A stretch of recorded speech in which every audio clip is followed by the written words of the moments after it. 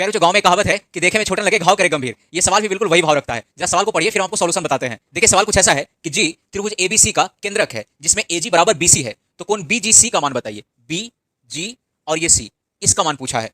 अब देखिए करेंगे क्या, सबसे पहले तो इस एजी को थोड़ा सा आगे बढ़ा लीजिए और इसको यहां पे मिला दीजिए। अब देखिए अगर ये केंद्रक है और इस पूरे को मिला दिए हैं तो ये एडी एक माध्यिका कहलाएगा। और प्यारे बच्चों ये केंद्रक इस माध्यिका को 2:1 में बांटता है, यानी ऊपर वाला 2 नीचे वाला 1। आपको समझने के लिए हम मान लेते हैं कि ये 20 है और ये 10 है। देखिए रेशो पे कोई फर्क नहीं पड़ेगा, 2:1 ही रहेगा। सवाल में दे रखा है कि एजी बराबर बीसी है, यानी एजी अगर 20 है तो ये बीसी भी 20 होगा।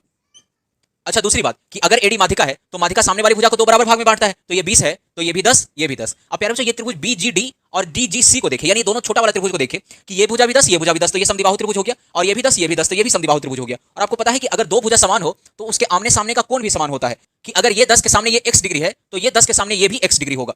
ठीक उसी तरीके से इस वाले त्रिभुज की बात करें तो इस 10 के सामने अगर ये 22 डिग्री है तो इस 10 के सामने ये वाला भी 22 डिग्री होगा।